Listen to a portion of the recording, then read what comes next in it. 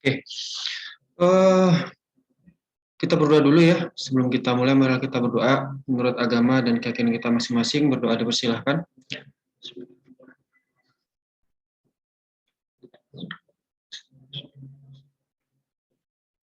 Oke, dapat yang akhiri. Oke,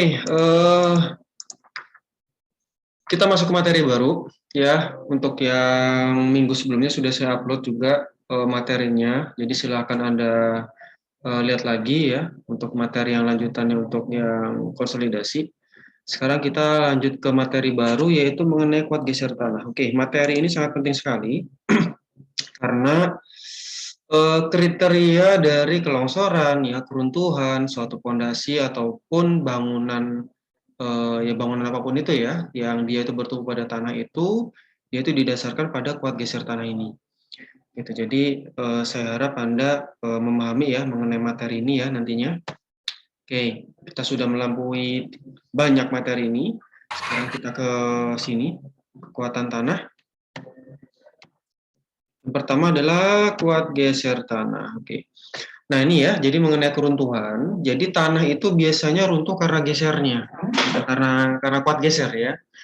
Jadi tanah itu ada yang dinamakan dengan kuat geser, gitu.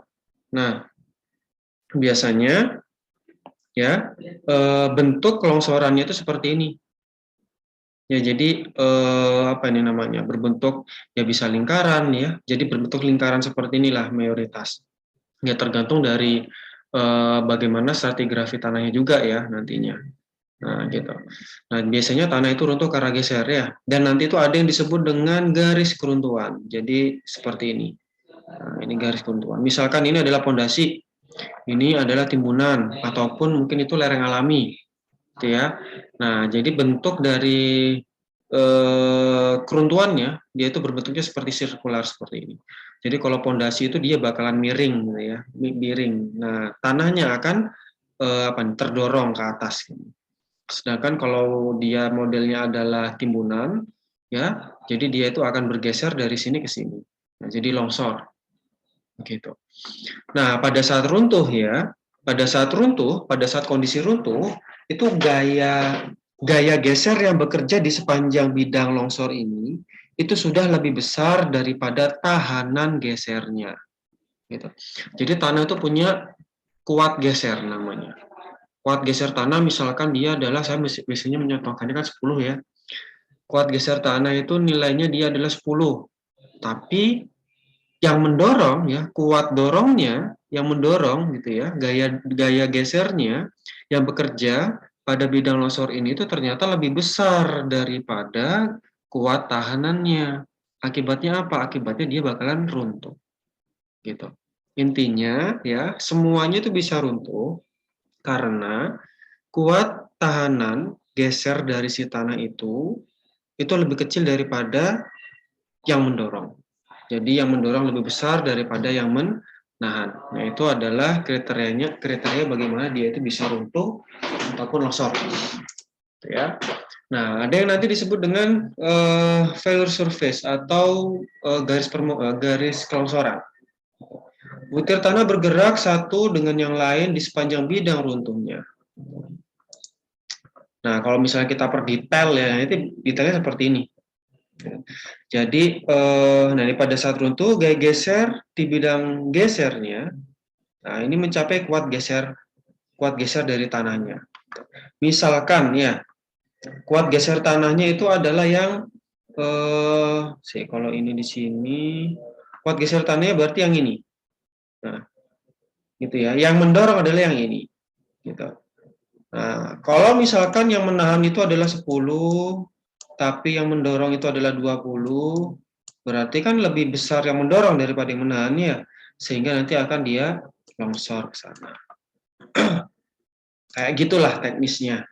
Ya, ini adalah gaya normalnya yang bekerja pada bidang tanahnya ya. Gaya normal, gaya geser kan sudah Anda pelajari pastinya di mekanika bahan ya. Jadinya harusnya Anda sudah tahu apa yang disebut dengan gaya normal dan gaya geser.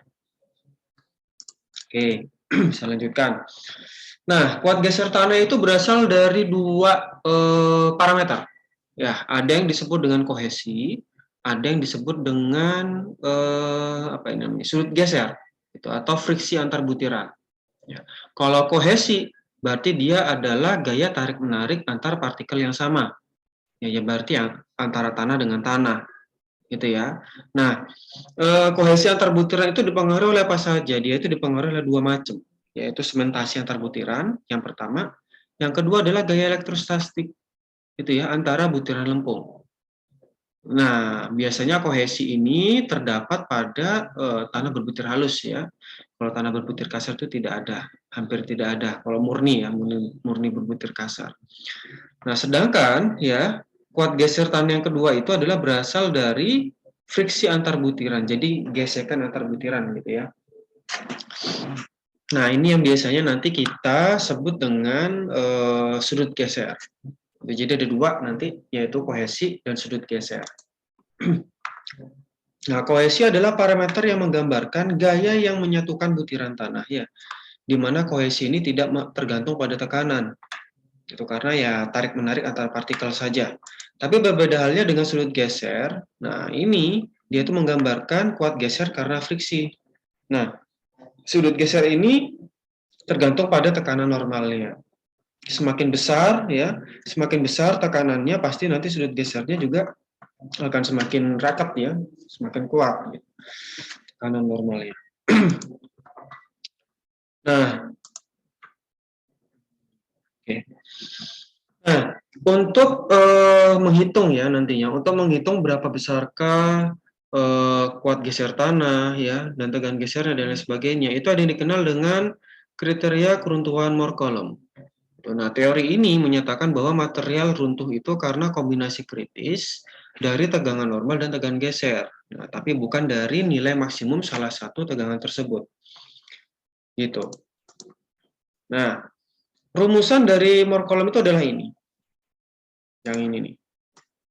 Nah, jadi tegangan geser dari tanah ya, itu sama dengan kohesi ditambahkan sigma tan V. Oke, di mana C ini adalah kohesi, yang ini, V itu adalah sudut geser dalam. Gitu. Jadi nanti ya C dan V ini itu didapatkan dari kurva antara tegangan normal dan tegangan geser. Nah, nanti itu akan kita ketahui gitu ya, akan kita ketahui yang namanya kurva keruntuhan seperti ini. Gitu ya. Nah, jadi nanti ada kurva keruntuhan, di mana kurva keruntuhan ini dia terbentuk dari hubungan antara tegangan normal dan tegangan geser. Nah, dari kurva keruntuhan ini nanti juga bisa kita ketahui ya, nilai kohesinya itu berapa, nilai V-nya itu berapa. Kohesi itu adalah ini ya, jadi perpanjangan dari kurva keruntuhan hingga menyentuh yang namanya sumbu Y-nya, ini adalah kohesi. Nah, sedangkan kemiringan garis ini itu adalah sudut geser dalam atau sudut gesernya, V. Ya. Nah, oke, saya lanjutkan dulu. Nah, ini. Nah, kuat geser itu terdiri dari dua komponen ya, seperti yang saya sebutkan tadi, yaitu kohesi dan friksi. Nah, misalkan saya misalkan saya menentukan suatu tegangan normal yang menyebabkan kondisi tanah itu failure atau gagal, sigma F, sehingga nanti akan akan ditemukan juga yang namanya kuat geser pada saat failure-nya itu berapa. Nah, misalkan kita di sini, ya titiknya. Nah, oke. Nah, kemudian ya, tadi kan saya sebutkan ya bahwasanya kuat geser itu terdiri dari atas dua komponen, yaitu kohesi dan friksi. Kuat geser yang tercipta pada kondisi failure ini itu aslinya itu merupakan penjumlahan ya dari kuat geser dari kohesi dan sudut geser dalamnya ini tadi. Nah, gitu. Makanya itu kemudian terciptalah rumusan ini. Gitu ya, di mana ya tegangan dari failure-nya ini, tegangan geser failure-nya ini itu terletak gitu ya. Sumbu Y-nya itu sama dengan C ditambahkan dengan sigma F tan V. Gitu. Sebenarnya rumusan ini itu adalah ya didapatkannya dari ini, gitu ya. Jadi rumusan ini tuh adalah kurva ini. Kurva ini tuh rumusannya ya ini. Biasanya kan kalau misalkan Anda di Excel kan juga gitu tuh. Ketemu kan ya. Y sama dengan kan ya 2x kuadrat plus 4y dan lain sebagainya. Nah, sama seperti ini. Jadi sumbu ini, kurva ini itu rumusannya adalah ini. Jadi titik di sini itu rumusannya sama dengan C plus sigma F tan V. Jadi C itu merupakan ketinggian dari ini ya, dari sumbu X 0 sampai menyentuh kurva yang awal. Nah, sedangkan sigma F tan V itu adalah yang di bagian sini. Nah, ini ya. Jadi ini adalah komponen kohesi, ini adalah komponen dari friksinya. C dan V itu adalah parameter untuk menunjukkan kuat geser. Gitu. Jadi semakin besar, ya semakin tinggi nilai dari C dan V-nya ini, maka semakin tinggi kuat gesernya. Gitu. Jadi sudah otomatis ya. Nah ini, misalkan saya punya suatu embankment ya atau timbunan. Nah kemudian kita ketahuin tuh garis keruntuhannya tuh di sini, gitu ya. Garis keruntuhannya di sini. Seketika saya ingin mengambil sampel di titik X ini, oke, pasti nanti lingkaran Moore yang akan terbentuk dari sampel X ini, dia itu akan menyentuh garis keruntuhan yang ini, kurva keruntuhan ini. Gitu. Jadi di kondisi X ini, lingkaran Moore-nya itu akan menyentuh kurva keruntuhannya. Tapi untuk kalau misalnya kita ngambil sampel di sini, dia nggak bakalan runtuh, gitu ya. Dia nggak bakalan runtuh karena runtuhnya dia berada di sebelah sini. Gitu. Nah, otomatis nanti ya lingkaran Moore yang akan terbentuk dari tanah Y itu pasti tidak akan menyentuh yang namanya kurva keruntuhan. Gitu. Jadi sekali nanti lingkaran Moore itu menyentuh kurva keruntuhan, pasti bisa dipastikan bahwasanya tanah tersebut itu mengalami keruntuhan. Nanti akan ada contoh yang lebih simpel ya. Saya coba ini kan. Nah ini, misalkan saya ingin mengambil satu sampel ya, gitu ya di kedalaman tertentu. Sampelnya ya sampel Y.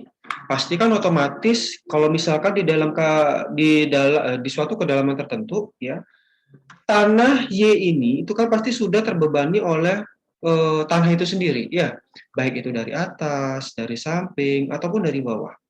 Gitu. Nah ini nanti yang kita sebut dengan sigma C atau tegangan sigma confine. Confine ini apa ya bahasa Inggris, bahasa Indonesia ya.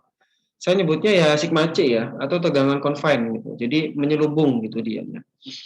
Gitu. Nah, nih ya, awalnya lingkaran Moore itu adalah sebuah titik. Gitu. Nah, kemudian kita taruh nih beban di atasnya. Oke, ya entah itu timbunan, entah itu bangunan, bisa aja ya, pokoknya dia itu adalah ada penambahan beban, yaitu yang berupa delta sigma.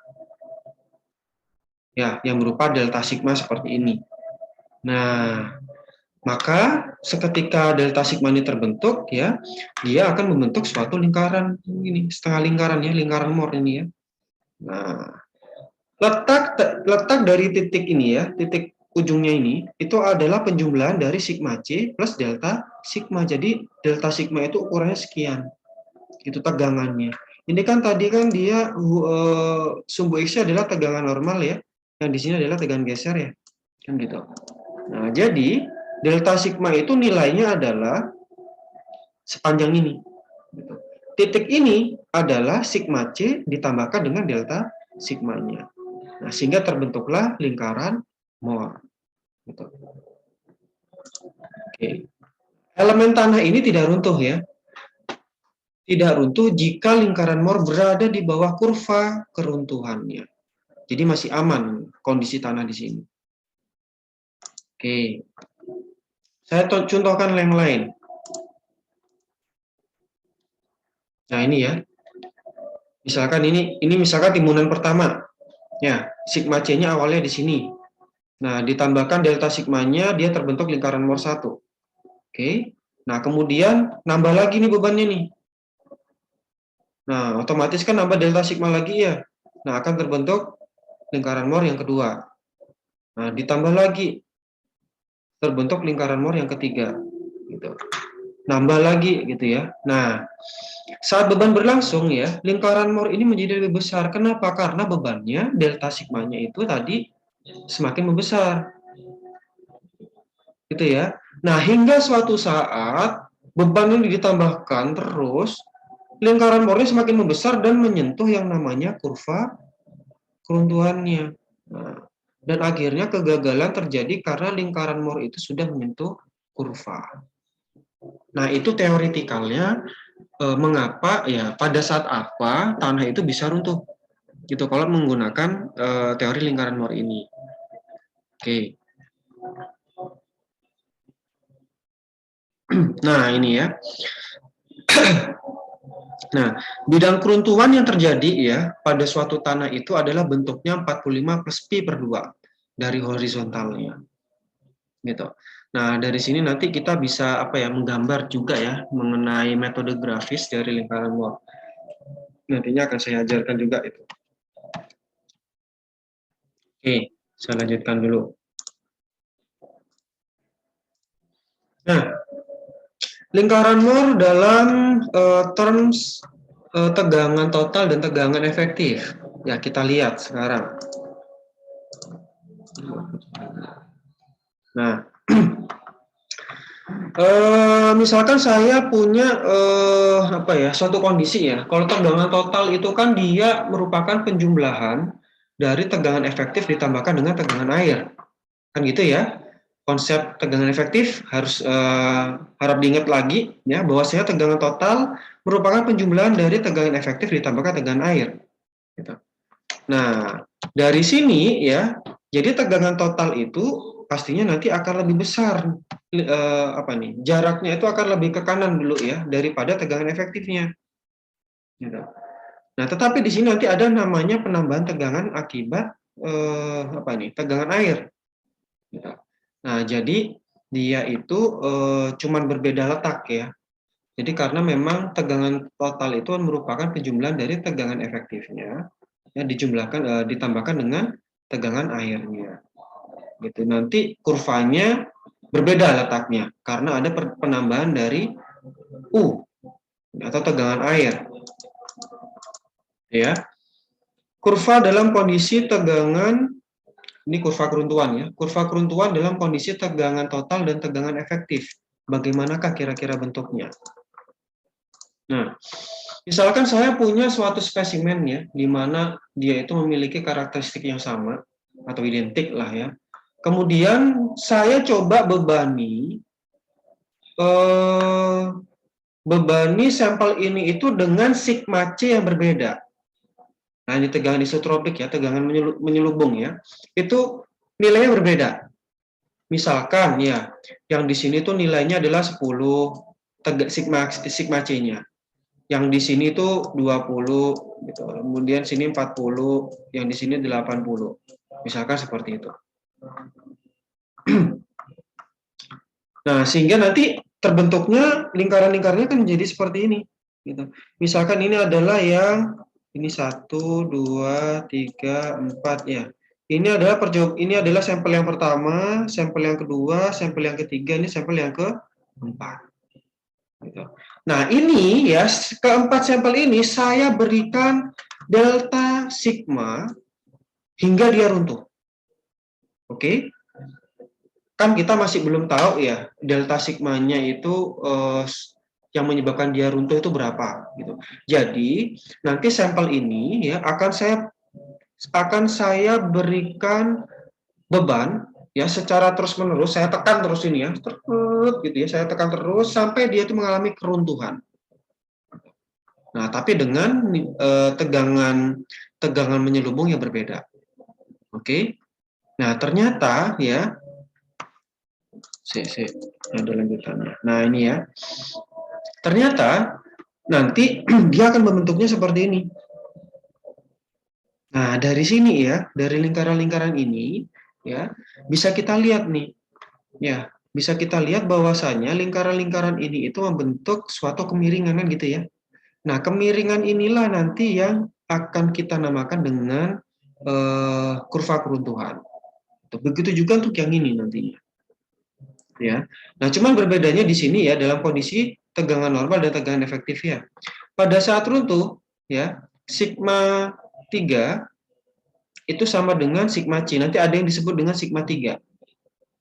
Ada yang disebut dengan sigma 3, ada yang disebut dengan sigma 1. Ini untuk mempermudah ya, untuk mempermudah bahasan kita nantinya. Nah, sigma 3 itu sama saja dengan sigma C atau tegangan isotropik. Sedangkan sigma 1 adalah penjumlahan dari sigma C ditambahkan dengan delta sigma. Oke. Nah, sedangkan untuk yang kondisi tegangan efektif, ya tinggal kita kurangi saja. Sigma 3 dikurangi dengan tegangan air. Nah, begitu juga dengan sigma 1, yaitu tegangan sigma 1 efektif ya, sigma 1 dikurangi dengan tegangan air. Nah, oke. Hubungan sigma 1 dan sigma 3 ya pada saat runtuh. Nah, misalkan kita punya tadi ya, kita melihat pada kondisi ini tadi. Nah, misalkan seperti ini, otomatis kan nanti akan terbentuk yang namanya sigma 3 dan sigma 1 ya. Nah, sigma 3 itu letaknya dalam kurva dalam lingkaran Mohr itu berada pada sisi kiri. Nah, sigma 1 adalah berada pada sisi kanan. Karena kan sigma 3 tadi sama saja dengan sigma C ya. Sigma 1 sama dengan sigma C ditambahkan dengan delta sigma. Gini. Nah, untuk menyingkat ya, jadi sigma 3 itu sama dengan sigma C, sigma 1 sama dengan delta sigma C plus delta sigma. Nah, hubungannya antara sigma 1 dan sigma 3 itu adalah ini. Jadi sigma 1 sama dengan sigma 3 tan kuadrat 45 plus pi per 2 plus 2C tan V, ya. 45 plus pi per 2. Untuk sigma 3 kebalikannya. Jadi kalau yang ini kita plus semua, yang ini adalah minus. Itu hubungannya antara sigma 1 dan sigma 2. Nanti sigma 1 dan sigma 2 ini, sigma 1 dan sigma 3 ini, itu kita pakai untuk cara grafis ya nantinya, cara grafis mengenai lingkaran Mohr. Nah, itu akan saya ajarkan juga nantinya. Itu cara tercepat ya nanti ya untuk menentukan berapakah tegangan ya yang bisa terjadi pada suatu sudut tertentu. Seperti itu intinya.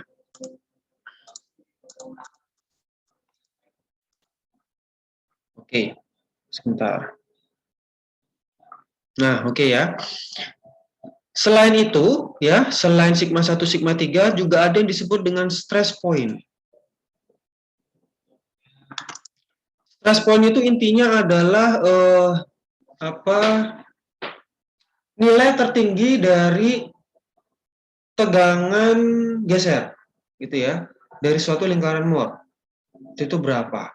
Tuh, nah pastinya karena lingkaran Mohr itu kan bentuknya dia setengah lingkaran ya, otomatis kan titik tertingginya itu berada pada setengah dari diameternya.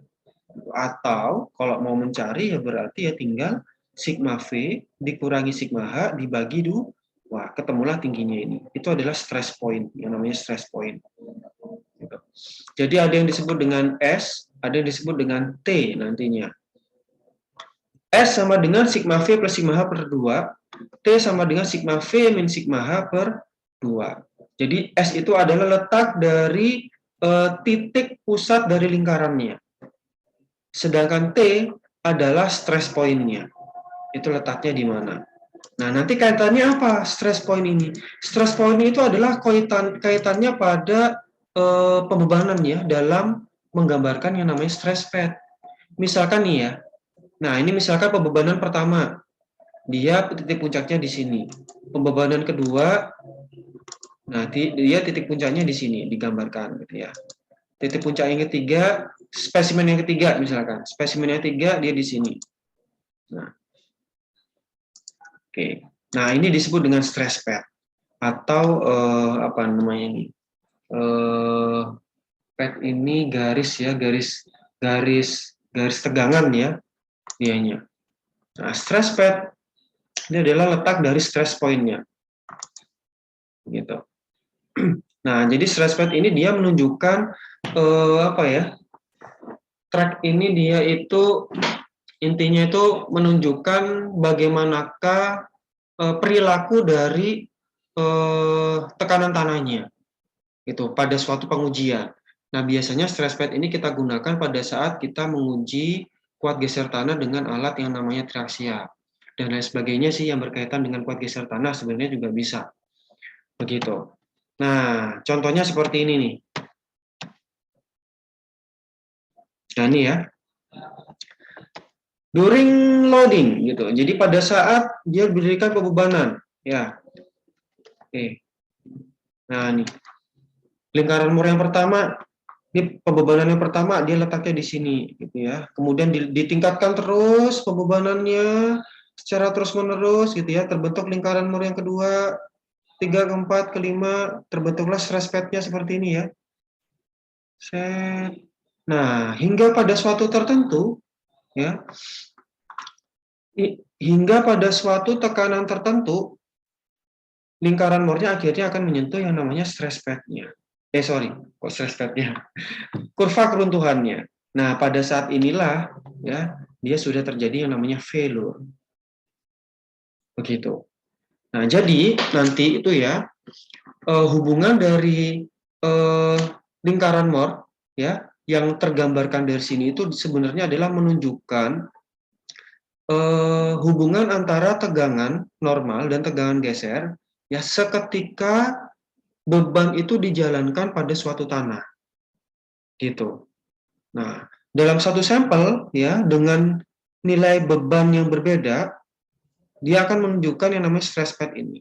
Nah, kondisi tanah tersebut itu akan runtuh seketika dia itu sudah menyentuh yang namanya garis kurva keruntuhan. Nah, cara mencari kurva keruntuhan gimana, Pak? Cara mencari kurva keruntuhan nantinya kita membutuhkan beberapa spesimen. Itu. Nah, contohnya seperti ini. Misalkan saya punya kurva ya, seperti ini ya.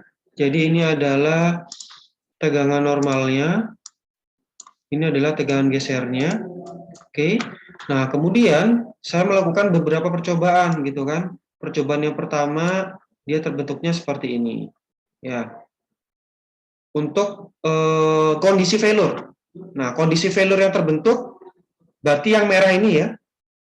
Kondisi failure yang terbentuk pada sampel yang pertama dia seperti ini lingkaran Mohrnya. Nah, oke. Kita taruhlah misalkan stress pad-nya di sini. Apa namanya? Stress point-nya. Nah, di percobaan yang kedua, ya, kita uji ya, kita tekan secara terus-menerus, naik gitu ya. Kemudian stress pad yang terbentuk, stress pad lagi. Lingkaran Mohr yang terbentuk dia paling akhir dia bentuknya seperti ini. Nah, letaknya di sini. Paling ujung lah ya. Nah, percobaan yang ketiga, kita uji lagi dengan ini kan tadi sigma 3 ya atau sigma C, ini juga sigma 3. Sigma 3 yang berbeda. Percobaan ketiga sigma 3 juga yang berbeda. Oke. Nah, dia bentuknya seperti ini. Pasti semakin besar dianya. Nah, bentuknya seperti ini. Nah, dari sini nanti kita buat garis singgung ya. Buat garis singgung dari semua kurva-kurva yang paling akhir ini yang merah-merah ini. Nah, kurva singgung ini itu adalah kurva keruntuhannya. Jadi kurva keruntuhan itu didapatkan dari beberapa percobaan yang sudah mengalami keruntuhan. Sehingga dia bisa didapatkan yang namanya kurva keruntuhan ini tadi. Gitu. Nah, berapapun nilai sigma 3 ya yang kita tambahkan, misalkan sigma 3-nya kita tambahkan lagi ya, percobaan keempat, sigma 3-nya saya besarkan lagi dia di sini. Nah, dia itu bakalan baru runtuh jika ya lingkaran Moore-nya itu akan menyentuh kurva keruntuhannya. Gitu. Kalau misalkan dia itu belum menyentuh kurva keruntuhannya yang ini, ya dia pasti nggak bakalan runtuh. Gitu. Sesimpel itu sebenarnya. Sehingga nanti Anda ya bisa mendapatkan garis keruntuhan ini, ya. Sehingga nanti kan ada rumusannya tadi kan ya. Tau sama dengan C plus sigma tan V. Kan gitu ya. Tan V. Nah, sigma 3 itu kan bisa saja dengan kok sigma 3. Dengan adanya sigma ini, sigma itu kan anggapannya kan tegangan normalnya. Ya. Nah, dengan tegangan normal yang berbeda nanti, ya, kita inputkan nilai C-nya yang di sini, nilai V-nya yang di sini, kan gitu kan. Kita bisa mendapatkan tegangan failure-nya nanti itu berapa. Oh, kalau misalkan tegangan normalnya itu adalah 100, tegangan failure-nya itu akan terjadi sebesar sekian. Seperti itu nanti kaitannya. Sehingga nanti Anda bisa mendapatkan berapakah ya tegangan geser maksimum yang bisa ditahan oleh tanah dengan nilai tegangan normalnya gitu. Dengan catatan Anda harus menginputkan C-nya berapa, V-nya berapa. Intinya nanti ke sana. Gitu. Gitu ya. Jadi dari lingkaran Moore nanti akan bisa kita cari yang namanya kurva keruntuhan. Ya, dari kurva keruntuhan ini kita bisa mencari berapakah tegangan maksimum ya dari tanah itu tadi. Begitu. Jadi outputnya nanti ke sana. Dari sini mungkin ada yang mau ditanyakan?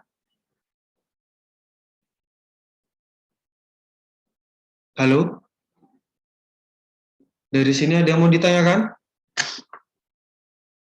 Sepertinya belum ada, Pak. Ya, saya harap Anda paham ya dengan apa yang saya sampaikan. Intinya tadi seperti itu. Ngajar dulu. Ya, tadi intinya seperti itu. Jadi, Anda nanti dalam kuat geser tanah itu ada dua parameter ya, parameter kohesi sama parameter sudut geser. Nah, nanti tata cara mencari kohesi dan sudut geser ini itu didapatkan dari kurva keruntuhan ini tadi. Gitu. Jadi cara mencari kurva keruntuhan ya tadi dari beberapa percobaan itu tadi ya, 3 percobaan diambil yang sudah failure ya, kita gambarkan titik dari kita gambarkan lingkaran Moore-nya, lingkaran Moore 1, lingkaran Moore 2, lingkaran Moore 3, kita buat garis singgungnya, ketemulah kurva keruntuhannya. Nah, kurva keruntuhan ini nanti kita gambar sampai menyentuh sumbu Y-nya, kita dapatkan kohesinya. Kemiringan dari kurva keruntuhan itu adalah V-nya. Begitu. Ya. Baik, Pak. Ada yang mau ditanyakan? Belum ada sepertinya, Pak. Belum ada ya. Oke. Saya lanjutkan mengenai metode grafis sekarang ke lingkaran Moore. Metode grafis lingkaran Moore. Nah, tujuannya untuk metode grafis ini itu adalah untuk mengetahui ya berapakah tegangan dalam suatu bidang gitu ya, dalam suatu bidang kemiringan gitu ya, apabila tegangan luarnya itu diketahui. Nah, misalkan ada sigma 1 seperti ini ya. Kemudian failure plan-nya itu seperti ini yang terbentuk sigma 1, sigma 3 failure plan-nya itu terbentuknya seperti ini. Nah, itu berapa kira-kira nilai tegangan normal dan tegangan geser pada bidang ini? Gitu. Pertamanya bidangnya kan horizontal nih. Ya, kok sigma 1 horizontal, sigma 3 juga vertikal. Nah, tapi kalau yang di bidang longsornya ini, di failure plan-nya ini, ya bidang longsornya ini, dia berapa nilai tegangan normal dan tegangan geser yang bekerja pada sini. Nah, itu bisa kita cari dengan cara cepat nantinya. Itu pakai metode grafis ya, metode pull gitu namanya. Nah, ini ya. Misalkan saya punya suatu sampel di sini. Oke, ada suatu sampel di sini. Kemudian saya berikan yang namanya tegangan normal, gitu ya, tegangan normal dan tegangan gesernya di sini. Nah, kira-kira nanti berapa nih tegangan normal dan tegangan geser yang terjadi di sini? Kaitannya apa? Kaitannya adalah nanti dengan apa namanya? Dengan kuat gesernya ya. Kuat geser tanah pada area sini itu berapa? Gitu.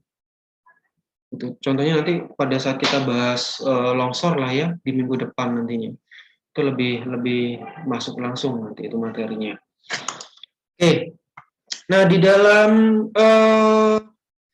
dalam metode pull ini, metode pull itu apa ya? Kutub ya. Metode kutub dari lingkaran Moore ini nanti ada yang disebut dengan kan ya sigma 1 dan sigma 3. Jadi sigma 1 dan sigma 3 itu sebutannya adalah tegangan utama besar atau major principal stress dan tegangan utama kecil atau sigma 3 nih ya, minor principal stress. Gitu. Nah, suatu bidang di mana tegangan normalnya maksimum atau minimum pasti tegangan gesernya 0. Sebaliknya, bila tegangan gesernya 0, pasti tegangan normalnya itu maksimum atau minimum. Contohnya seperti ini. Di sini ada nilainya nggak ya? Nggak ada ya. Nah, contohnya seperti ini. Tadi, bila tegangan majornya dia adalah maksimum atau minimum, pasti tegangan gesernya adalah 0. Ya. Maksimum dia, kalau yang merah ini deh. Maksimumnya tegangan normalnya berada di mana nih? Kalau yang lingkaran Moore merah ini. Tegangan normal ya, saya sebutannya. Tegangan normal paling maksimum berada di mana nih? Di sini ya. Setuju nggak? Tegangan normal paling maksimum untuk yang lingkaran Moore yang merah ini. Iya, Di Pak. sini ya. Iya, Pak. Sedangkan minimumnya adalah di sini. Ini yang kita sebut dengan sigma 3. Di sini sigma 1. Koordinatnya berapa ini? Koordinat Y dari titik ini sama dengan apa nih? Sama dengan 0 kan ya? Iya, Pak. Betul ya? X-nya ada nilainya, tapi Y-nya sama dengan 0. 0. Y-nya 0. Gitu. Jadi maksudnya seperti itu tadi. Jika tegangan normalnya itu maksimum atau minimum, pasti tegangan gesernya itu 0. Gitu. Karena ya kita lihat aja dari lingkaran Moore ini. Gitu. Nah, sehingga nanti ada yang disebut dengan sigma 1 dan sigma 3. Jadi sigma 1 itu tadi sebutannya major, sigma 1, sigma 3 adalah minor. Itu major principal stress, minor principal stress, sigma 1 dan sigma 3. Mungkin ada yang mau ditanyakan, Pak sigma 2 itu yang mana, Pak? Kenapa nggak pakai sigma 2? Gitu ya. Nah, sebenarnya sigma 1 ada sigma 1, sigma 2, sigma 3. Gitu. Cuman sigma 1 itu dari arah Y, sigma 3 itu dari arah X, ya anggapannya kayak gitu ya. Sigma 2 itu dari arah Z. Jadi X, Y, Z gitu loh ya. Nah, karena ya tegangan confine ya antara sigma 2, sigma 3 itu nilainya sama, ya karena dia tegangannya menyeluruh gitu ya. Kalau di dalam tanah, makanya kita pakai ya sigma 3 saja. Gitu. Jadi ya sigma 2 itu sama dengan sigma 3 sebenarnya. Tapi yang kita pakai sigma 3 ya di dalam perhitungan. Begitu, itu sepengetahuan saya. Oke, nah kita lanjutkan ya ke metode pull. Metode kutub, pull method, untuk menentukan tegangan pada suatu bidang. Nah, kalau secara analitis ya, ini bisa Anda kerjakan, ya. Harusnya di mekanika bahan sudah Anda pelajari mengenai tegangan geser. Jadi di sini tidak saya ajarkan lagi, silakan Anda pelajari lagi mengenai mekanika bahannya. Ya, nah yang di sini saya akan jelaskan mengenai lingkaran Moore. Jadi cara grafis ini bagaimana? Karena ini cara grafis ya, jadi kita harus ada perjanjian tanda. Jadi kayak astruk ya, jadi ada perjanjian tanda.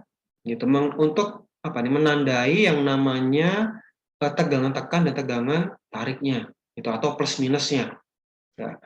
Kalau dia tegangan normal, dia menekan berarti dia kan positif ya. Tapi kalau dia itu menarik, dia negatif. Tapi kalau tegangan geser, ya, apabila kita itu nanti pasang suatu titik di luar garis gaya gesernya, dan dia itu berlawanan arah jarum jam, berarti nanti nilai adalah positif. Oke, kebalikannya, apabila kita taruh titik di atasnya ya, anggapannya di atas lah ya, di atas dari gaya gesernya, dan dia itu menyebabkan perputarannya itu searah jarum jam, berarti nilainya nanti adalah negatif. Perjanjian tanda. Sedangkan kalau tarik ya negatif. Ya. Nah, plot lingkaran Mohr. Ya, pusat lingkaran itu terletak pada sigma 1 plus sigma 2 per sigma 1 plus sigma 3 per 2. Sedangkan radius lingkaran sama dengan sigma 1 min sigma 3 per 2. Oke, didapatkan dari mana ini? Coba kita lihat di sini. Ya, satu contoh. Oke. Misalkan saya punya sampel tanah. Sampel tanah ini saya berikan tegangan sekeliling atau sigma 3 atau sigma C, ya. Sigma, ingat ya, sigma 3 itu bekerja di seluruh lapisannya sehingga dia sekelilingnya. Sigma 1 sama dengan sigma 3 ditambahkan dengan delta sigma. Oke ya, itu yang perlu Anda ingat. Saya berikan sigma 3 sama dengan 12 kPa. Sigma satunya ketemu adalah 52 kPa. Oke. Kemudian saya ingin mencari berapakah tegangan atau ya tegangan yang bekerja ya, entah itu tegangan normal dan tegangan geser, apabila sudut bidangnya itu adalah 35 derajat. Nah, saya ingin mencari ini nih. Berapakah tegangan normal pada sudut sekian dan tegangan geser pada sudut sekian. Kaitannya sama apa? Kaitannya nanti sama bidang longsor. Ya, bidang longsor kan tadi bentuknya kayak gini, Rek. Mana tadi? Nah, ini kan ya. Bidang longsor kan bentuknya kayak gini, Rek. Kalau misalkan saya nanti, nah kayak gini. Nah, ini kan punya sudut sendiri dia. Nah, Anda harus mengetahui ini berapa ini gaya gesek yang ada di sini. Nah, kan beda-beda. Nah, kaitannya nanti di sana. Gitu ya. Dalam perencanaan perkuatan lereng, perkuatan longsor gitu ya. Kaitannya nanti ke sana. Yang mana tadi?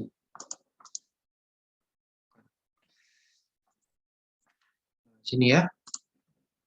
Nah, diketahui sigma 3 12, sigma satunya 52. Kita plot dulu titiknya. Sigma 3 12 kPa. Oh, 12 kPa di sini nih sigma 3. Ya. Kemudian sigma 1 di sini ya, berapa? 52. Oke. Nah, kemudian kita cari pusat lingkaran sama dengan sigma 1 plus sigma 3 per 2. Kalau kita lihat dari gambar mah, berarti kan ini adalah diameter ya. Diameter kan berarti kalau titik pusat lingkarannya kan dia berada di tengah-tengahnya kan di sini. Nah, gitu kan ya. Tapi kalau kita ingin valid, ya berarti tinggal menggunakan rumus ini ya. Sigma 1 plus sigma 3 dibagi 2. Berarti 10 ditambah 10 berapa? 12 ditambah 52 sama dengan 64 dibagi 2, yaitu 32. Jadi titiknya ada di sini. Itu adalah titik tengah lingkaran. Oke. Kemudian radius lingkaran, berarti jari-jari. Sama dengan sigma 1 min sigma 3 per 2. 52 ya, dikurangi 10, jadi anggapannya kan 52 kan segini. Dikurangi 10, sekian ini habis. Berarti kan tinggal jaraknya sekian ya. Dibagi 2. Nah, berarti kan anggapannya kan jarak dari sini menuju ke sini. 52 kurangi 12 dibagi 2. Anggapannya dari jarak sini ke sini. Nah, itu adalah radius lingkarannya. Setelah Anda ketemu titik pusat, ya radius lingkaran, Anda buat lingkaran, Mohr, lingkarannya. Oke, Anda buat lingkaran. Nah, setelah Anda buat lingkaran, ya, Anda tentukan titik pole-nya. Gimana cara menentukan titik pol atau titik ini loh, titik pol ini loh. Nah, ini ya, titik pol. Oke. Gambar garis sejajar dengan bidang kerja dari sigma 1. Gambar garis sejajar dengan bidang kerja sigma 1. Anda lihat sekarang di sini, sigma 1-nya dia bekerjanya bidangnya miring ataukah horizontal? Dari ini horizontal ya. Dia kan lurus gini ya, horizontal ya. Iya, Pak. Ya, berarti nanti dari sigma 1-nya yang ini Anda gambar garis horizontal. Nah, hingga menyentuh lingkaran Moore-nya. Nah, ini adalah titik polnya. Oke, ini adalah titik polnya. Kemudian, ya, untuk mengetahui tegangan yang bekerja pada sudut 35 derajat, jadi saya ingin mencari tegangan yang ada di sini. Itu tuh berapa? Gitu. Yang bekerja di bidang ini loh, bidang miring ini loh, Rek. Nah, itu tuh berapa? Caranya gimana? Dari titik pol ini, Anda buat garis dengan kemiringannya adalah 35 derajat hingga menyentuh lingkaran Moore-nya. Nah, ketemulah di titik C. Ya. Nah, koordinat titik C ini adalah besar dari tegangan yang terjadi di sini. Do you get it? Paham? Paham nggak? Halo? Iya, Pak. Paham ya? Jadi tegangan yang bekerja di titik sini, ya, di bidang ini, bidang dengan kemiringan 35 derajat ini, itu adalah tegangan normalnya adalah 39 kPa, tegangan gesernya adalah 18,6. Begitu. Oke? Kalau misalkan dia spesimennya seperti ini, spesimennya itu ya datar gitu ya. Sigma 1-nya 52, sigma 3-nya 12 kPa. Kita ingin mencari tegangan yang bekerja pada sudut, ya, bidangnya adalah 35 derajat. Begitu. Oke, nanti kaitannya sama itu tadi ya, bidang longsor.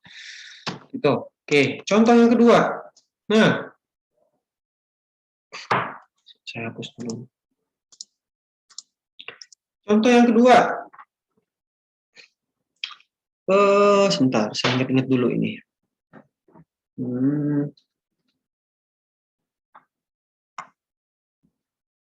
Sigma 1, sigma 2.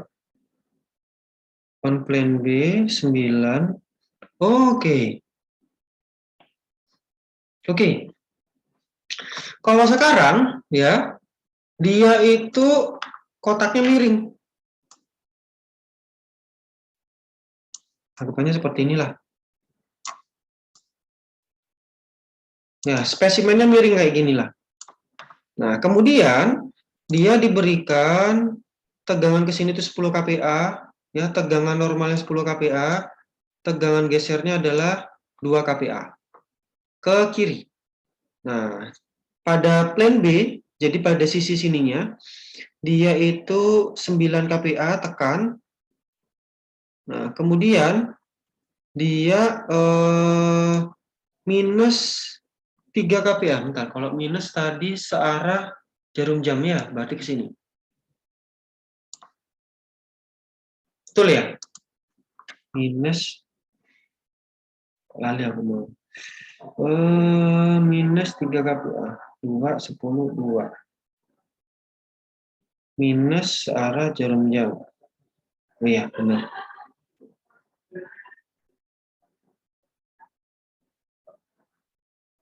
Tapi ini harusnya juga minus ya, 2 kPa. Oke, berarti di contoh soalnya ini kebalik nih, asumsinya dia.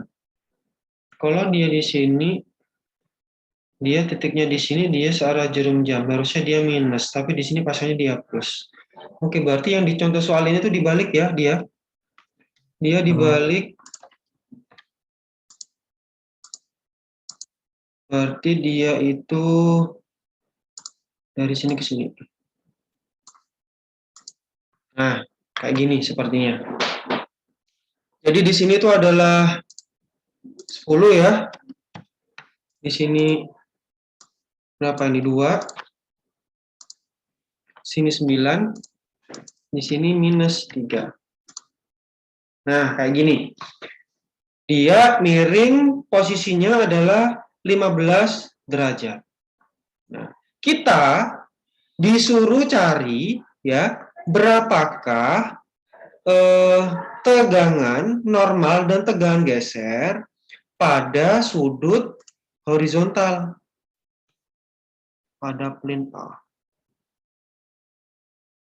Saya lihat dulu lagi. Oh iya, pada plane A. Kita disuruh cari berapakah besaran dari tegangan normal dan tegangan geser pada horizontal plane-nya. Oke, caranya gimana? Caranya yang pertama adalah kita gambar dulu titik-titiknya. Berarti kan koordinat titiknya adalah ini ya. Ya, 10,2 9, min 3. 10 ini sebagai tegangan normalnya, 2 ini sebagai tegangan geser. 9 sebagai tegangan normal, min 3 sebagai tegangan geser. Ketemulah di titik sini, ini adalah titik A, ini adalah titik B. Oke? Nah, cilakannya di sini adalah antara titik A dan titik B itu, ya, dia itu jaraknya dengan sumbu X-nya nggak sama. Dari sini ke sini dan dari sini ke sini itu berbeda. Begitu. Berarti otomatis kan apa ya? Kita harus mencari dulu titik pusatnya. Gitu ya. Caranya gimana cara mencari titik pusatnya? Cara mencari titik pusatnya adalah dengan membuat garis dulu. Oke. Dari titik A ke titik B. Kemudian Anda bagi 2 garisnya. Anda bagi 2, ketemu titiknya di sini. Nah, ini. Dari titik sini, ya, Anda buat garis tegak lurus dari titik ini.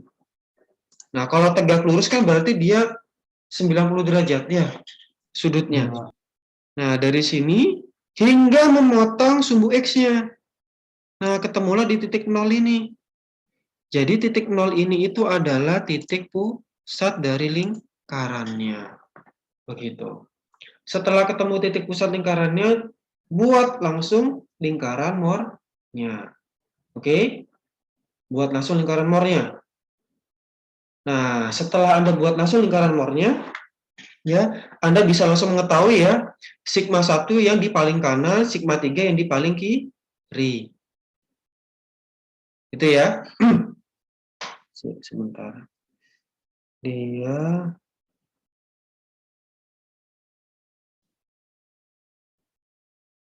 sigma 1, sigma 3 yang di paling kiri.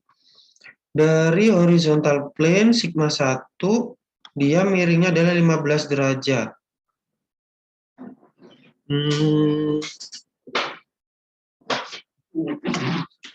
Dari 10,2 dia miringnya oke.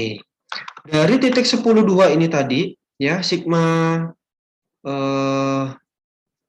apa tadi namanya? Sigma tegangan normal ya. Tegangan normalnya adalah 10, tegangan gesernya adalah 2. Dia itu bekerja pada sudut 15 derajat. Kita ambil titik ya, kita buat garis dari titik A dengan kemiringan 15 derajat sampai menyentuh lingkaran more-nya. Itu adalah titik pole-nya. Nah, kemudian dari titik pole-nya, ya dari titik pole-nya, kita ingin mengetahui horizontal plane-nya, gitu kan? Kita buat garis, sehingga kita buat garis secara horizontal hingga menyentuh lingkaran more-nya lagi. Nah, di titik H-nya inilah dia nilai ya, nilai tegangan normal dan tegangan geser yang bekerja pada horizontal plane-nya. Begitu. Nah, jadi ya yang ke arah bawah Kalau bisa saya gambarkan, ke sini itu besarnya adalah 8,6 ya. Kemudian dia ke sini nilainya adalah 3,18. Begitu. Ya. 10,2 itu bekerja di mana sih? 10,2 itu bekerja di sini loh. 10, 2-nya ke sini. Ya, jadi di sini tuh 10, 2-nya di sini. Terus 9 min 3 itu bekerja di mana? Bekerja itu di sini. 9 ya, min 3-nya ke sini. Kayak gitu. Ya, ini 9 min 3. Yang sini adalah 10, 2. Nah, ini yang bekerja secara horizontal. Dari sini mungkin ada yang mau ditanyakan? Untuk Ada? Q3-nya itu gimana, Pak? Apa? Untuk Q3-nya berarti langsung buat dari P ke apa? Ujung luar tuh, Pak. Garis Q3. Q3. Oh, garis. Q sing delay. Sigma lah. Iya, sigma, Pak. Walah. Kayak Sigma Q. 3. Ya sigma 3 kan pasti dia yang paling terkecil ya. Jadi tegangan normal yang paling terkecil dari lingkaran Moore itu adalah sigma 3-nya. Itu yang paling kecil loh. Ya ini sudah sigma 3-nya. Gitu. Sigma 1-nya ya ini langsung. Gitu. Oke ya. Nah, sigma 3 yang bekerja bidangnya ya seperti ini gitu. Di sini sigma 3 yang bekerjanya dia. Saya gambarkan dulu. Sigma 3 itu bekerja di sini. Nah, ini nggak ada tegangan gesernya dia. Murni nilainya adalah 3,61. Sigma 1-nya bekerja di mana? Bekerjanya di garis ini nih, sigma 1. Sigma 1 bekerja di garis ini, saya kasih warna beda aja. Nah, ini garisnya sigma 1. Sigma 1 bekerjanya di sini. Nah, soal ini bekerjanya di sini. Sigma 1 bekerja di sini. Kalau sigma 1 dan sigma 3 otomatis dia tidak akan memiliki yang namanya tegangan geser. Itu karena dia nilainya paling maksimum dan paling minimum. Kalau dia nilainya tidak maksimum dan tidak minimum, dia pasti memiliki tegangan geser. Ya, sama seperti soal ini. Karena dia nilai tegangan gesernya ada nilainya, berarti dia tidak akan pernah menyentuh yang namanya sumbu X-nya atau sumbu horizontalnya. Begitu. Ada lagi yang mau ditanyakan? Nggak ada? Oke, contoh lain. Ada 4 contoh seingat saya. Nah, ini ya, juga sama. Ya, dia spesimennya, tapi ini langsung nih ketemu sigma 1 dan sigma 3-nya. Kalau tadi kan enggak ya. Kemudian kita mencari apabila bidang tegangan bidang yang kita ketahui itu adalah sebesar alfa ini. Ya, alfanya ini ya miring dari 20 derajat nih ya. Kita ingin mengetahui berapakah tegangan normal dan tegangan geser yang bekerja di sini. Oke. Sudutnya adalah 35 derajat nih. Dia sudah diketahui sigma 1 dan sigma 3. Oke, ini gampang ya. Kalau udah diketahui sigma 1 dan sigma 3, kita bikin titiknya sigma 1 di sini, kemudian sigma 3 di sini. Nah, kemudian kita tentukan titik polnya. Oke. Titik polnya, cara menggambarnya adalah kita membuat garis lurus yang sejajar dengan bidang sigma 1. Bidang sigma 1 kan ini. Nah, miring ini ya. Ini kita pindah ya dari sigma 1 menuju ke sini. Nah, ini. Hingga menyentuh titik pol garis lingkaran Moore-nya. Nah, ini adalah titik polnya. Oke. Seketika kita sudah mengetahui titik polnya, kita kan ingin mengetahui tegangan yang bekerja pada sudut ini. Ya, pada area sini. Ya sudah, kita gambarkan saja toh. Ya, sudutnya adalah 35 derajat dari sini. Berarti dari titik pol menuju ke titik C. Nah, berarti titik C ini itu adalah tegangan yang bekerja ya di area sini. Nah, gitu. Berarti tegangan yang bekerja pada bidang miring 35 derajat ini dari sigma satunya itu adalah sebesar 39, ya, tegangan normalnya. Tegangan gesernya adalah 18,6. Dari sini jelas? Jelas, Pak. Jelas, Pak. Jelas ya? Jadi teknikalnya seperti itu. Satu contoh lagi. Nah, ini lebih bulat. Oke, coba Anda lihat nih ya. Tegangan normalnya 6, tegangan gesernya plus 2. Oke. Untuk yang bagian 2, tegangan normal adalah minus 4, tegangan geser adalah minus 2. Untuk yang ini pasti kebalikannya ya. Mekanika bahan, tolong diingat ya. Ini pasti kebalikannya yang di sebelah sini. Oke. Cara yang pertama adalah kita plot ya. Tegangan normal dan tegangan gesernya. Berarti di sini adalah 6,2 min 4, min 2. Oke, 6,2 berarti letaknya di sini. Terus, min 4, min 2 letaknya di sini. Oh, ternyata setelah kita buat garis lurus dari sini ke sini, nah, dia menyentuh sumbu X dan jaraknya nilainya adalah sama. Berarti ini sudah otomatis langsung merupakan titik tengah dari lingkaran. Kita buat langsung nih lingkaran more-nya. Oke? Kita buat langsung lingkaran more-nya. Nah, kemudian kita perpanjang, kita tentukan titik pull-nya. Kita tentukan titik pull-nya. Caranya gimana?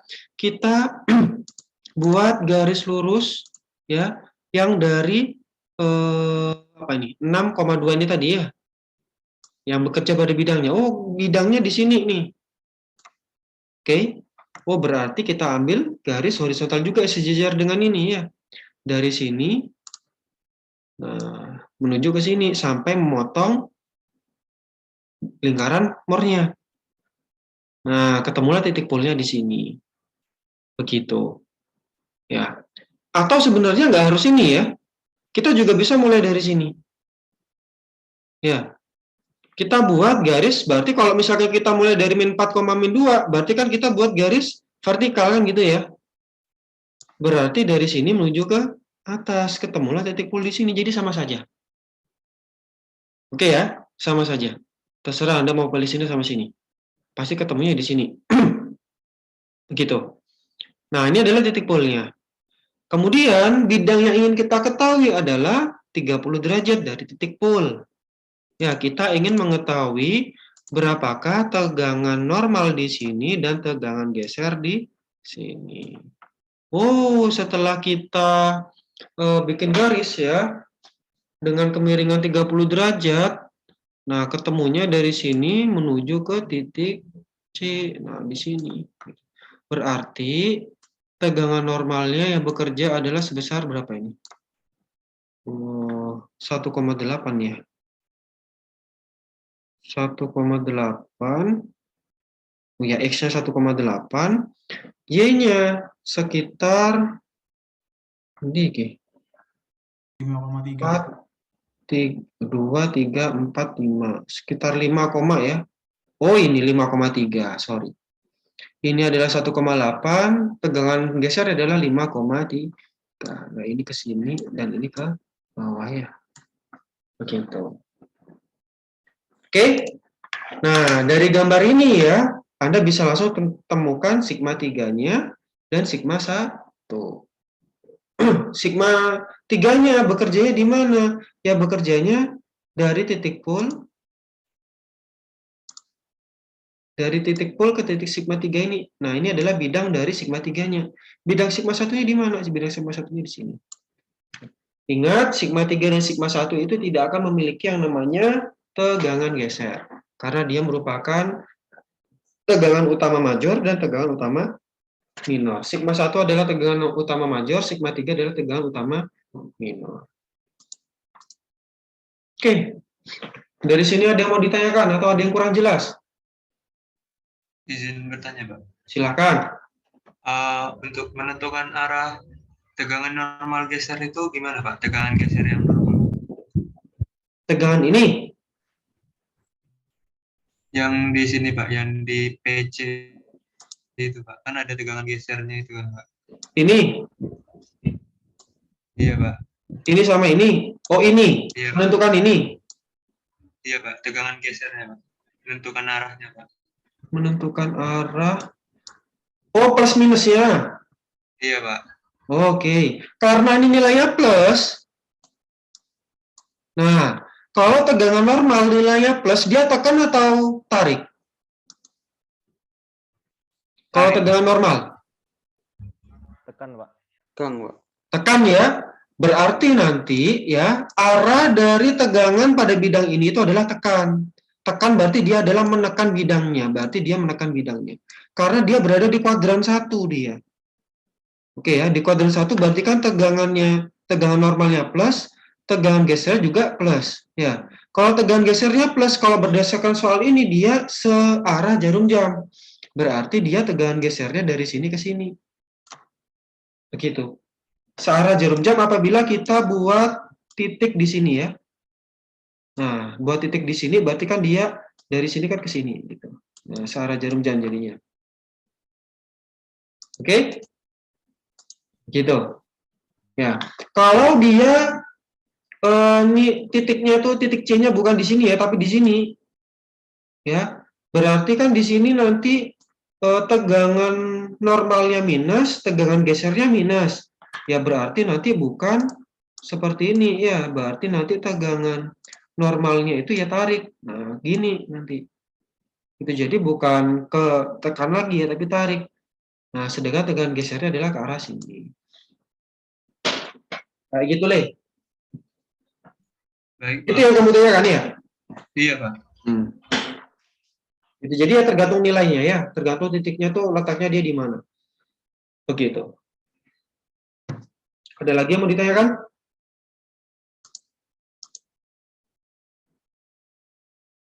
Beda ya. Satu hal lagi mengenai pengujian kuat geser tanah ya, itu ada 1, 2, 3, 3 macam yang bisa kita pakai. 4 sih, yang di lapangan juga ada nanti. Yang pertama adalah direct shear. Ya, di mana direct shear ini nanti ada benda uji. Kita langsung berikan tekanan ini. Kita tarik, geser ke kanan, yang bagian atas itu digeser ke kanan, yang bagian bawah itu tetap di sini. Jadi kita gesek gini. Jadi benda uji solid ya. Nah, kita yang bagian atas tengah ini kita berikan tekanan gitu. Nah, sehingga nanti bisa kita ketahui ya, berapakah tegangan geser yang tercipta di sini pada saat dia itu runtuh. Sehingga nanti akan tercipta ini ya. Jadi time-nya itu berapa, durasi ya, durasi pada saat dia itu dilakukan pembebanan. Kemudian dial reading-nya itu berapa yang terbentuk, yang tercipta di sini. Gitu. Nah, bagian akhir ini adalah kondisi di mana tanah itu sudah runtuh. Gitu. Sehingga outputnya apa? Outputnya dari sini itu adalah tegangan normal dan tegangan geser maksimum pada saat runtuh. Gitu. Jadi dari sini itu diketahui ya, pada saat runtuh itu nilai tegangan normalnya adalah 0,3. Ya, tegangan gesernya adalah sekitar berapa nih? 0,3 sekian gitu ya, 0,34. Nah, percobaan kedua ya, tegangan normalnya saya perbesar jadi 0,6. Oh, ternyata tegangan geser maksimumnya berubah menjadi 0,39 kilogram per cm persegi ya. Begitu juga untuk yang percobaan ketiga. Saya perbesar tegangan normalnya untuk mendapatkan titik yang berbeda ya, untuk mendapatkan titik yang berbeda. Kalau percobaan kedua, percobaan ketiga saya tetapkan tegangan normalnya 0,6 ya tetap aja nanti di sini tegangan gesernya yang didapatkan pada saat runtuh ya, pada saat runtuh. Itu jadi kita harus menempatkan tegangan normal yang berbeda untuk yang percobaan ini. Sehingga didapatkan ya titik pada saat runtuh. Ya, titik tegangan normal dan tegangan geser pada saat runtuh. Nah, setelah didapatkan 3 ini, ya kita bisa buat yang namanya kurva keruntuhan. Ya, nah dari kurva keruntuhan ini kan bisa didapatkan nih, berapakah C-nya, berapakah V-nya kan gitu. Jadi dari sini ini adalah C, kohesi, ya. Sudutnya ini itu adalah V-nya. Ini adalah V, ini adalah kohesi. Itu sehingga didapatkan kohesinya ini adalah 0,28, V-nya adalah 11 derajat gitu. Jadi ya output akhir dari percobaan atau praktikum itu adalah untuk menentukan berapakah parameter dari tanah tersebut ya. Parameter kuat geser tanahnya ya, yaitu C-nya berapa, V-nya berapa. Begitu. Ya, dari sini nanti bisa kita bisa kita cari ya. Oh, kalau misalkan tadi kan rumusannya ini ya, tahu sama dengan C plus sigma tan V, kan gitu kan ya. Oh, semisal tegangannya saya masukkan adalah 100. Nah, dengan C-nya nilainya adalah 6, V-nya adalah 30 derajat, atau samakan dengan ini ya. C-nya adalah 0,28, V-nya adalah 11. Berapakah ini taunya? Itu kalau misalkan sigmanya 100. Nah, oh ternyata tegangan failure-nya pada saat failure-nya dia mencapai sekian gitu. Piro iki ya, tak tahu aku. Di kalkulator sih ya. Di kalkulator dulu. Kayak gitu. Ya, jadi kita bisa mengetahui oh tegangan maksimum dari tanah, tegangan geser maksimum dari tanah itu kekuatannya sekian. Itu dengan C dan V-nya sekian. Jadi nanti pada saat Anda mendesain ya, kekuatan tanah geser tanah Anda ya sudah segini batasnya. Itu jangan sampai Anda itu nanti menaruh beban tambahan di atas tanah Anda itu melebihi kekuatan geser tanah Anda. Apa yang akan terjadi kalau misalkan Anda menaruh beban yang lebih besar daripada kuat geser tanah Anda? Ya rubuh, ya longsor gitu ya, atau runtuh kayak gitu. Ya, nah ini direct shear. Kemudian ada direct shear ini biasanya untuk tanah berpasir ya, lebih cocoknya. Nah, ada triaksial ya. Triaksial alatnya seperti ini. Kalau direct shear kan dia sigma satunya yang tetap, sigma tiganya yang ditambah, bukan sigma 3 sih, sigma di samping ya. Tegangan samping dia langsung. Tapi kalau triaksial, dia itu bisa memperlakukan tanah itu seperti kondisi aslinya. Gitu. Misalkan kayak gini nih contohnya. Saya mengambil tanah di kedalaman 10 meter. Otomatis kan dia akan mengalami sigma C atau tekanan menyelubung, itu kan ya di kedalaman 10 meter itu kan gitu. Berarti kan dia sigma tegangan efektif pada kedalaman 10 itu kan sama saja dengan gamma kalikan H kan gitu. Gamanya misalkan 18 deh. H-nya adalah 10 meter. Ya berarti 18 kali 10. Gitu. Berarti kan sama saja dengan 180 kN per meter persegi gitu, tegangan yang sudah dialami oleh si tanah itu tadi.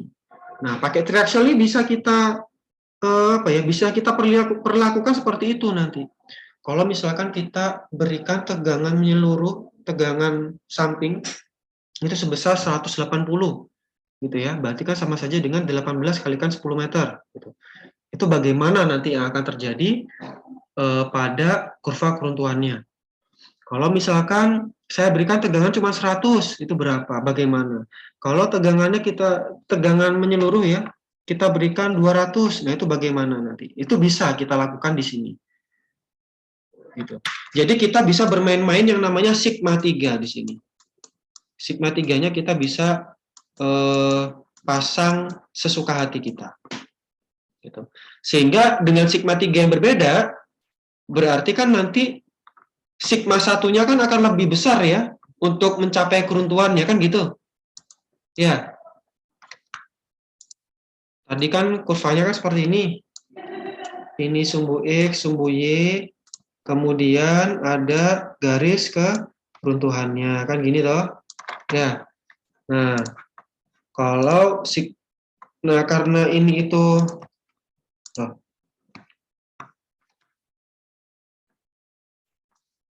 Tuh. Nah, ini. Nah, semakin sigma 3-nya itu kecil,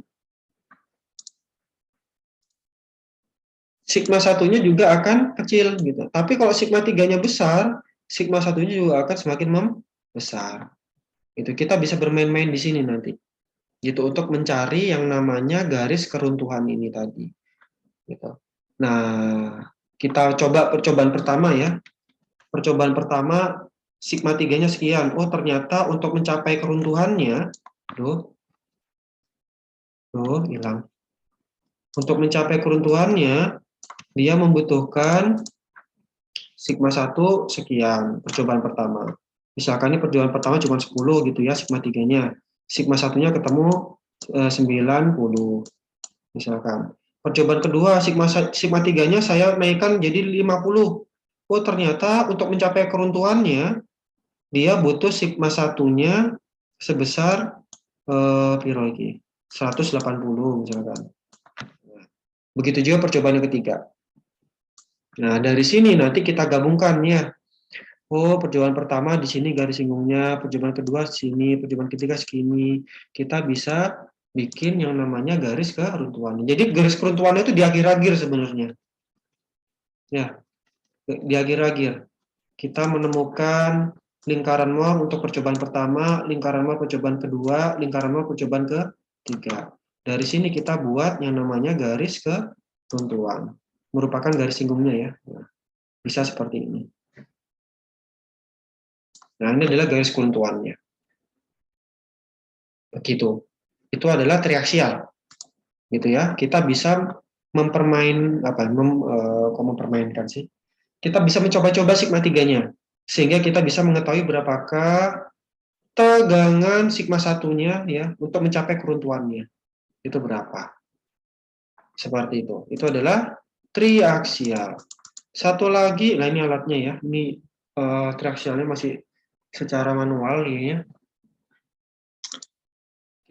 Kita punya triaksial ini ya, triaksial yang baru ada di laboratorium.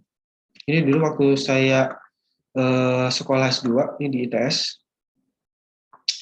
Nah, ini hasilnya dari triaksial. Ya, intinya seperti inilah ya. Ada jenis-jenisnya dia soalnya untuk percobaan triaksial itu ada yang undrain, ada drain. Nah, kalau misalkan saya paparkan lagi itu panjang tuh nanti. Itu silakan Anda pelajari sendiri ya mengenai triaksial nantinya. Nah, yang terakhir adalah unconfined. Jadi uji kuat tekan bebas. Ya, jadi namanya unconfined, uji kuat tekan bebas. Nah, kalau uji kuat tekan bebas ini ya, dia sigma 3-nya sama dengan 0. Gitu. Karena ya dia langsung ditekan ya dari atas ke bawah gini. Jadi tanpa tahanan samping, nggak ada sama sekali tahanan sampingnya. Gitu. Jadi dia ditekan langsung gini. Gitu. Jadi nah, tanah-tanah yang tipikalnya bisa bisa keras gitu ya. Itu cuman tanah lempung kan. Kalau tanah pasir kan nggak mungkin dia itu bisa berdiri tegak kayak gini kan ya. Nah, jadi unconfined ini dia cocoknya untuk tanah lempung saja. Begitu. Karena sigma 3-nya 0, jadi antara percobaan 1, 2, 3 dia akan memiliki lingkaran Mohr yang sama. Ya. Karena sigma 3-nya 0, karena sigma 3-nya 0 juga, ya, dia akan memiliki lingkaran Mohr yang sama. Kalau saya gambarkan seperti ini nih. Gambarnya di mana nih? Sini aja deh. Whiteboard paper. Nah, karena dia misalkan seperti ini ya, ini. Nah, kayak gini. Kemudian dia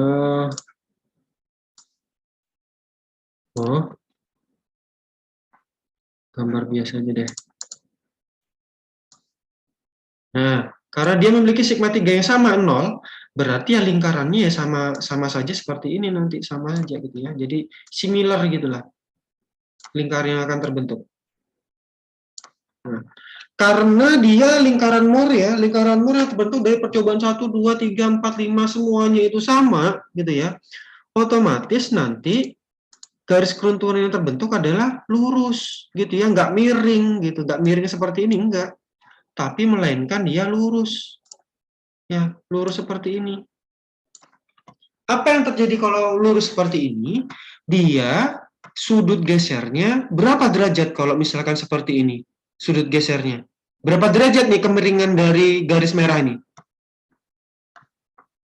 80. Berapa kemiringannya? 90. Halo, Nol, Pak. kemiringan berapa? Nol. Apa? 0. Kalau garis merahnya kemiringannya 0. Betul sekali. Ya, jadi dia tidak akan memiliki yang namanya sudut geser, Kak Ono. Ya, jadi dia tidak memiliki sudut geser kalau misalkan Anda melakukan percobaan pakai ini gitu. Makanya ya, untuk unconfined itu lebih cocok untuk tanah lempung. Gitu. Karena memang tanah murni lempung itu jarang yang memiliki yang namanya sudut geser.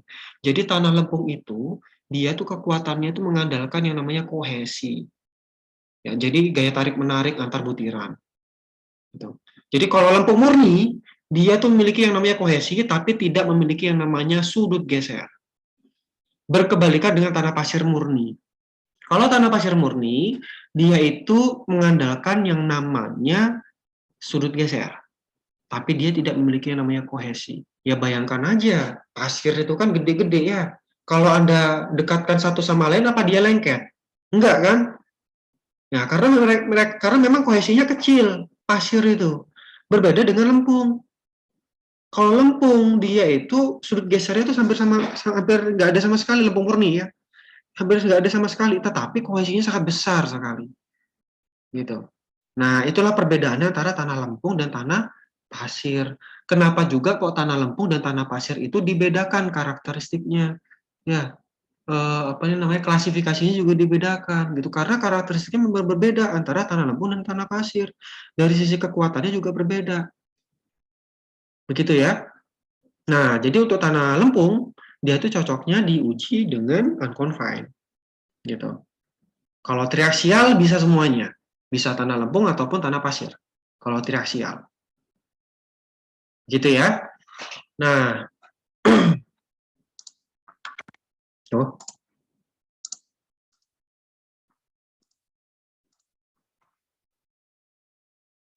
Nah, itu unconfined gitu. Tetapi nanti di unconfined ini dia hanya bisa mengetahui berapakah apa ini penurunan yang terjadi karena kan ditekan ya dari atas ke bawah ya. Jadi dia kan akan memampat gini ya. Memampat. Nah, ini penurunannya itu berapa, strainnya itu berapa, dan juga tekanan yang akan dihasilkan itu berapa. Nah, ini. Jadi ada strain, ada load. Nah, strain ini didapatkan dari dialer reading-nya. Load-nya juga dialer reading. Nah, dia itu dinyatakan runtuh apabila kekuatannya itu dia tetap, ya, kekuatannya dia itu tetap sepanjang dia itu sudah ditekan, ini kan ditekan secara terus menerus ya, ditekan secara terus menerus, nih meningkatkan ini tekanannya. Nah, sehingga pada suatu saat tekanan itu stabil atau turun. Nah, ini berarti dia sudah menandakan bahwasanya tanah tersebut runtuh. Nah, dari kondisi sini, Anda bisa mendapatkan yang namanya sigma 1. Ya. Sigma 1-nya dapat, sigma 3-nya 0. Sigma 3-nya sigma 1-nya kalau misal kita lihat dari kurva ini, berapa nilainya? Ya di sini nih sigma 1-nya. Sigma 1 pada saat failure. Berarti sekitar 0,45. Nah, tinggal Anda gambarkan nanti di lingkaran bawah. Ya, sigma 3-nya 0, sigma 1-nya adalah 0,45. Ada gambar lingkaran bawah. Nah, berarti kohesinya adalah setinggi ini atau sama saja dengan 0,45 dibagi 2. Wah, 0,45 kan letaknya di sini ya. Berarti kan ketinggian ini sama dengan 0,45 dibagi 2. Wah. Begitu. Nah, ini ya alat unconfined. Ini alatnya, gambarnya seperti ini. Jadi ditekan langsung dari atas dan bawah. Nah, dari atas ya, dari atas dan bawah. Nah, ini bentuknya jadi seperti ini.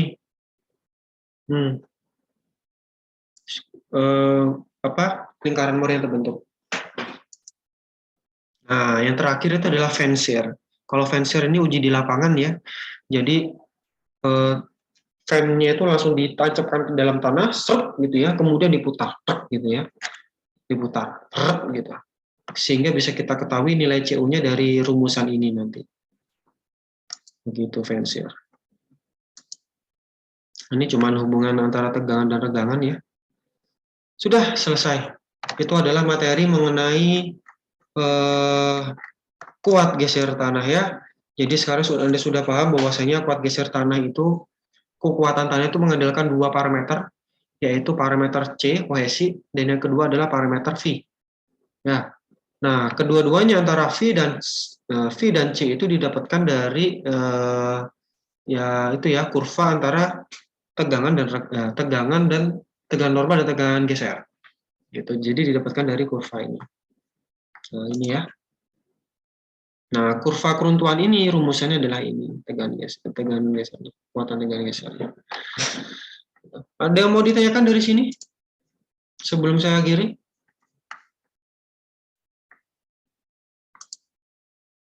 Oke, nggak ada ya. Kalau gitu, pertemuan pada hari ini saya akhiri. Wassalamualaikum warahmatullahi wabarakatuh. Waalaikumsalam warahmatullahi wabarakatuh. Terima kasih banyak, Bapak. Waalaikumsalam. Jangan lupa presensi ya. Baik, Pak. Baik, Pak.